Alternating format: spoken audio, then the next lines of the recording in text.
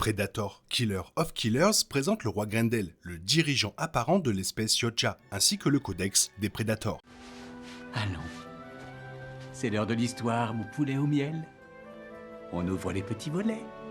Cœur vaillant, œil sur la balle, on ne peut pas perdre.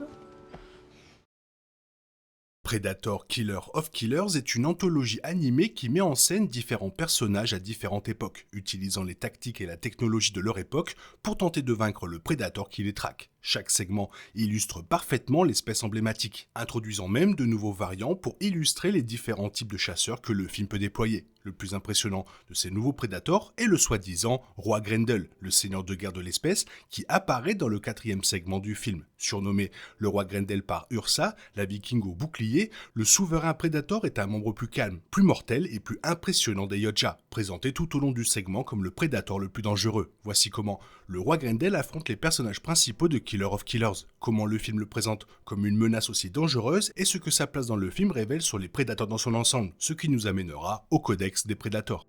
Le roi Grendel est donc le seigneur de guerre Predator qui apparaît dans le 4e et dernier segment du film, apparemment un puissant dirigeant au sein de la culture Yotja. Si l'action du film se déroule principalement sur Terre, les moments clés entre les segments établissent que les 3 guerriers humains ont été capturés par des Yotja et rassemblés dans un vaste colisée. C'est là que le seigneur de guerre Predator arrive et révèle qu'ils vont s'affronter. Le roi Grendel s'impose rapidement comme une menace redoutable, commandant la foule et appelant nonchalamment les personnages humains à participer au combat. Alors que Kenji semble un instant vouloir refuser de se battre pour leur divertissement, le roi Grendel manque d'utiliser la technologie Predator pour tuer Ursa et Kenji. Lorsque Torres parvient à les libérer suffisamment longtemps pour tenter de s'échapper, le roi Grendel les affronte rapidement, allant même jusqu'à couper un bras de Kenji au cours de sa fuite. Le roi Grendel ne semble pas particulièrement bouleversé lorsque Torres et Kenji s'enfuient à bord d'un vaisseau spatial volé. Au contraire, il semble presque ravi d'annoncer une nouvelle traque, en voyant des dizaines de vaisseaux Yotja à leur trousse. Cela en dit long sur la redoutable menace de ce Predator et sur ce qu'il révèle sur la hiérarchie de la race extraterrestre au cœur de la franchise Predator, ainsi que sur la façon dont celle-ci reflète les traditions établies de la culture Yotja. Dans les films Predator, les Yotja se définissent généralement par leur code d'honneur et privilégient les compétences au combat. Cela suggère qu'un chef majeur de l'espèce, tel que le roi Grendel, serait le meilleur combattant de ses rangs. Ceci est confirmé par les quelques scènes où nous pouvons le voir, de son apparence à ses capacités. Le roi Grendel est présenté vêtu d'une cape composée de ce qui semble être des queues de xénomorphes, suggérant qu'il est suffisamment dangereux pour vaincre l'un des monstres les plus effrayants de la science-fiction. Les autres Yotja de cette partie du film semblent rapides et obéissants lorsqu'ils donnent un ordre, ce qui suggère qu'il n'y a guère de raison de s'opposer au chef des Predators. Il prend les choses en main pour empêcher Ursa et les autres de s'échapper du Colisée, soulignant sa puissance physique et ses qualités dangereuses. Cependant, le personnage est empreint d'un certain calme. Le roi Grendel s'implique dans le combat et semble impatient de lancer une nouvelle chasse aux humains échappés, laissant entendre qu'il apprécie toujours le frisson d'un bon combat ou d'une chasse intense. Étant donné de ce que nous savons des Predators et de leur attachement à la chasse avant tout, il est logique que leur chef soit aussi imposant que le roi Grendel. Le roi Grendel est une force sur laquelle il faut compter, mais qui semble toujours attaché à l'honneur de la chasse. Il offre aux humains l'occasion de prouver qu'ils sont les véritables tueurs, un titre apparemment honorifique qui souligne l'importance de ce genre de code guerrier pour l'espèce. En vainquant un autre Predator, ces humains ont fait leur preuve d'une manière que le roi Grendel reconnaît. D'autres indices tout au long du film suggèrent que le roi Grendel ne ressemble à aucun autre prédateur de la franchise. Alors que la plupart des films Predator se concentrent sur un ou plusieurs des chasseurs extraterrestres, le film met en scène un monde extraterrestre entier et une collection de combattants figés qui semblent tous avoir tué un Predator au cours de leur vie. Cela a été l'idée que les Predators ont voyagé à travers l'univers et rencontré, combattu et capturé d'innombrables espèces au-delà de l'humanité, et que le roi Grendel les traite comme des jouets pour leur divertissement, témoignant de son autorité et de son pouvoir. Les Predators ont un code d'honneur, mais ils sont rarement cléments et ne font preuve d'aucune retenue. Le roi Grendel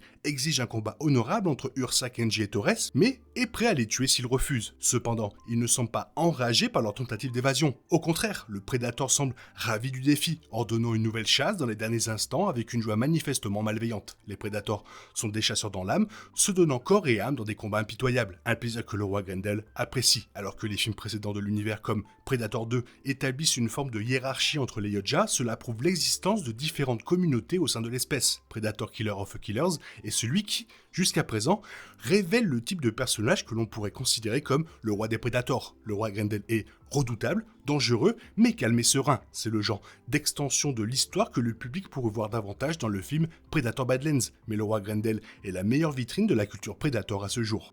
Le début du film s'ouvre sur un extrait du Codex Yodja et expose le principe fondamental du code d'honneur qui régit la culture des Predators, aussi célèbre que meurtrier. Tout au long de la franchise cinématographique Predator, les Predators qui ont chassé des humains ont révélé certaines règles auxquelles ils se conforment lors de leur chasse sacrée. Bien qu'il n'existe pas beaucoup de codes formellement écrits dans les films constituant le canon et la chronologie principale, certaines tendances révèlent ce qui est le plus important pour eux lors d'une chasse. Predator Killer of Killers a officiellement introduit le Codex Yodja, qui, selon le contexte, est l'ensemble de règles ou le texte sacré régissant la culture Yodja. L'anthologie animée tire son titre de ce bref extrait, qui ne contient que 3 phrases, mais qui décrit néanmoins l'esprit des chasses sacrées des Predators. Malgré leurs nombreuses différences, les 3 Predators qui visitent la Terre sont animés par les mêmes règles de conduite générale.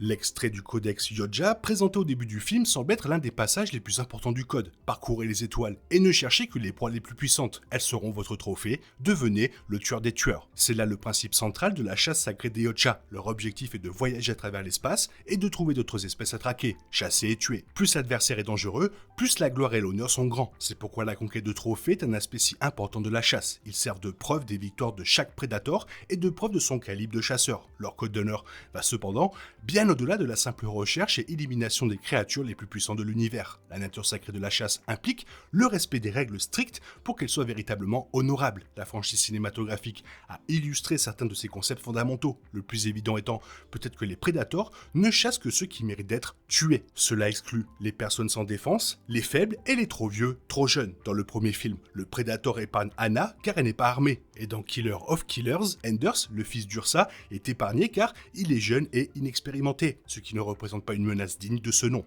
D'autres règles incluent l'égalité des chances lors d'un duel avec sa proie. On le voit lorsque le prédateur dans la jungle se dévoile pour affronter Dutch au corps à corps. Et encore lorsque Enzo affronte le prédateur dans Predators. Le code d'honneur Yodja est destiné à maintenir chaque chasse relativement égale entre le prédateur et la proie, ce qui élève le niveau d'honneur dérivé de la chasse. Il n'y a aucune gloire à avoir tué une créature inférieure ou à utiliser une technologie et des projectiles clairement avancés pour tuer à distance. Honneur ou non, la culture des Predators est certainement le codex, encourageant le meurtre comme voie vers la gloire. La franchise Predator est réputée pour son rôle sanglant, et Predator Killer of Killers est peut-être le film le plus sanglant à ce jour. Toutefois, il y a une logique à cela. Le code d'honneur des Predators les pousse à utiliser des armes de mêlée, car tuer un adversaire de près est plus honorable que de loin. Les Predators de la franchise jouent avec ces règles au gré des situations, mais les principes fondamentaux sont toujours présents. Leur culture est fondée sur le meurtre et le chaos, c'est pourquoi les Predators n'hésitent pas à éliminer d'un coup de larges groupes d'adversaires. Le Predator massacrant le Jamaïcain ou l'équipe de Keyes dans Predator 2 en sont l'exemple parfait, car tous les hommes impliqués sont des tueurs parfaitement capables. Le Predator n'est donc pas tenu par l'honneur de se révéler sans son dispositif de camouflage, ni par les règles qui lui imposent de maintenir l'équilibre. Celle-ci ne s'applique apparemment qu'au duel en 1 contre 1.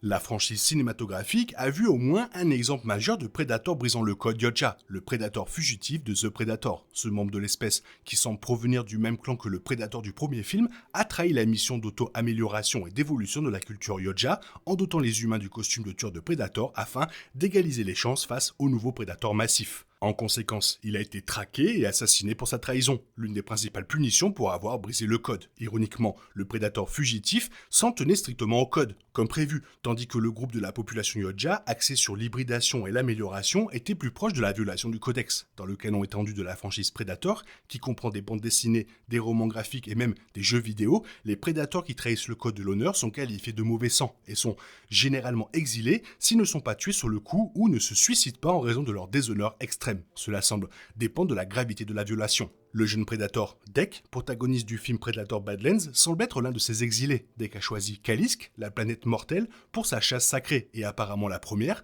qui le confronte à une faune et une flore mortelles. Pour Dek, il semble y avoir un moyen de retrouver les bonnes grâces de son clan et de restaurer son honneur, ce qui est atypique dans le canon étendu de la franchise Predator. Predator Killer of Killers nous a donné notre premier véritable aperçu du texte officiel du Codex Yodja, et il reste à voir si les futurs films le développent. Ça fait toujours plaisir de parler de Predator, surtout quand il y a un ajout aussi massif que ce codex, avec aussi bien sûr le roi Grendel. Toi, qu'est-ce que tu penses de tout ça? N'hésite pas à me le faire savoir dans la zone commentaire, sinon comme d'habitude, bisous bisous de Predator, bye bye. Il est impossible de compter sur les autres de nos jours, on est obligé de tout faire soi-même. Je me trompe? Rien de grave, j'avais tout prévu. Où va le monde, je vous le demande.